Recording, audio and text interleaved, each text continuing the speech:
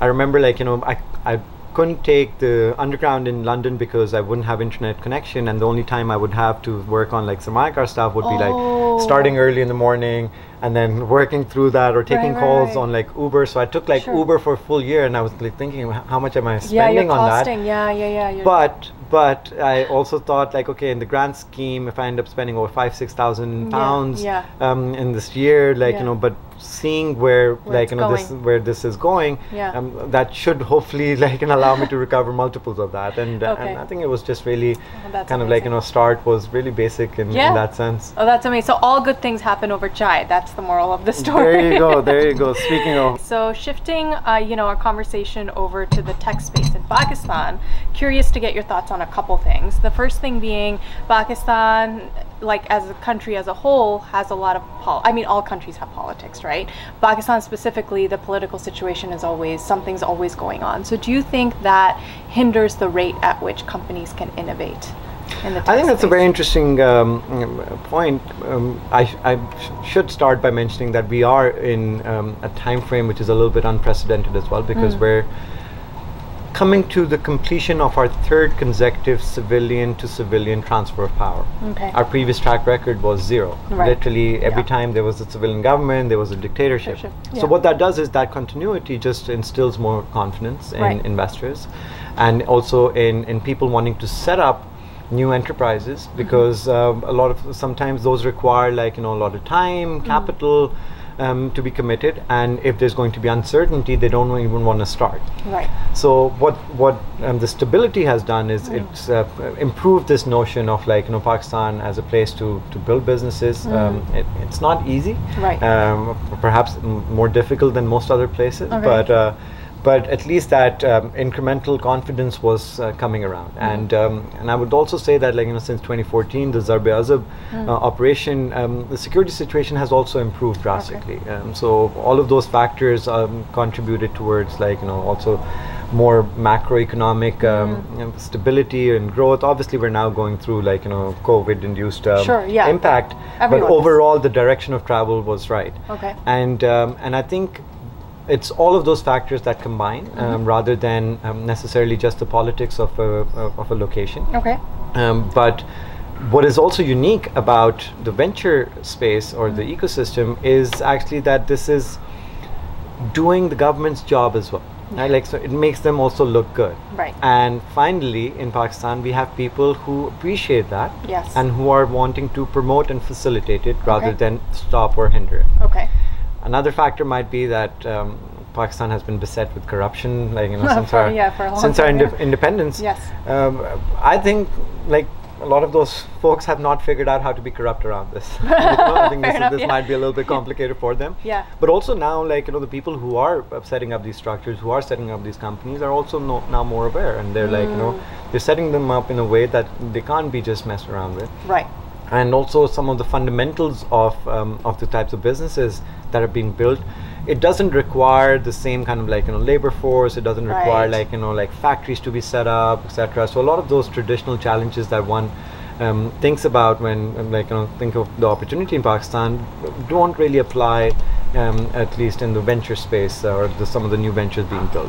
So while that risk is still there of like political instability derailing some of the things, I think now it's a different situation, because the momentum is such, like there's capital behind these things, and also certain alignment with the authorities, with the regulators, with the government, that this is something which is beneficial for the country, and it's private sector that is driving it. So like the government, the only thing that they need to do is to not do something, and I think that's something that like they've been also pretty good about. And then another thing that I hear a lot, and you speak to so many more founders than I do, is that because Pakistan is such a cash-based society, it's it's very difficult for a lot of, especially e-commerce companies, to scale and grow.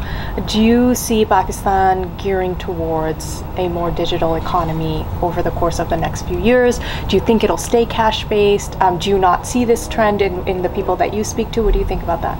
I think it is definitely going to move towards a more digitized state. Okay. But we are not going to get there in a day. Right, and of I course, think yeah. to remove cash from the system is also quite difficult. Okay. But we're going to see increasingly more opportunities of just digitizing that cash too. Okay. You know, Okay. which by itself offers an opportunity. In fact, one of our Right. portfolio companies is going after that, Bykea.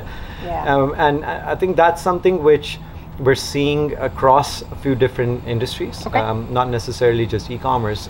If we look at even the US, I think, I hope I don't get my numbers wrong, but I think pre-COVID, we were still looking at like sub 20% penetration Yes. of e-commerce versus retail. Yes. And of course in Pakistan it's probably like less than 1%. Yes. So there's a lot of room to go. But the pace of that digitization is very, very fast. Okay. And I think it is going to take some time in certain sectors because consumer behavior doesn't change overnight.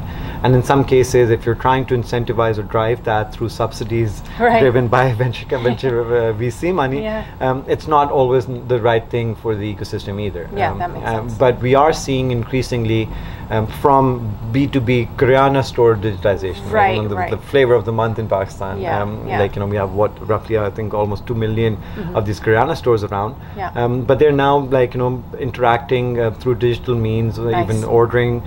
That is going to result in flow of more information that will allow for like lending to take place to these kind Right. of platforms. That lending most likely is not going to be distributed through cash. It's going to be like, you know, some digital means.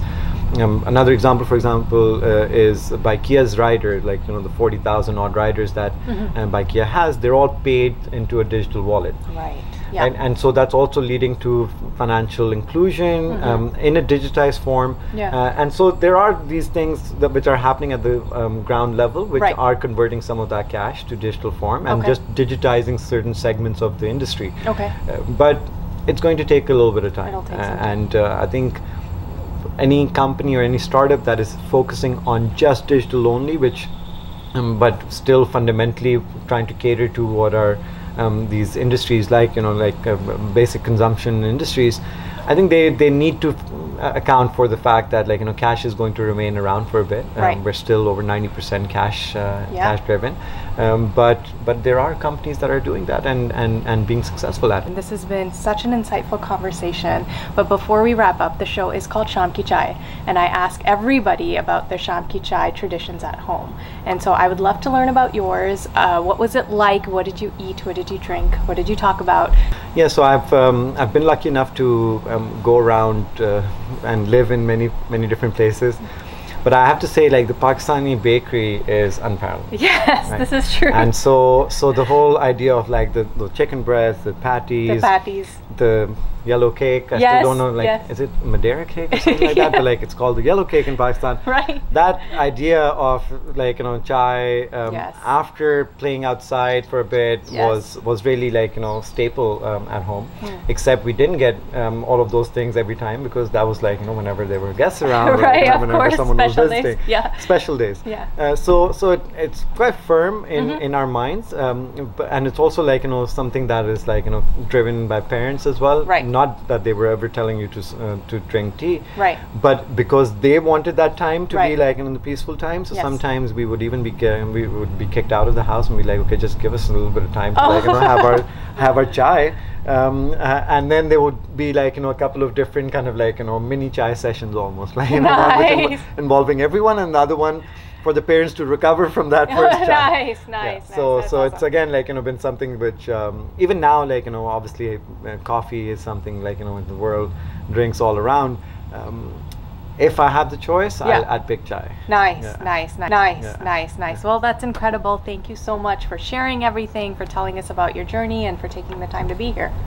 My pleasure. Thank you so much for having me, and thank you for doing this wonderful service for the ecosystem in Pakistan. I think we need more people like you who are again just sharing sharing with the world that, like, there are good things happening in Pakistan, There's and wonderful I think things. that's the best way, and I think the only way to change perceptions.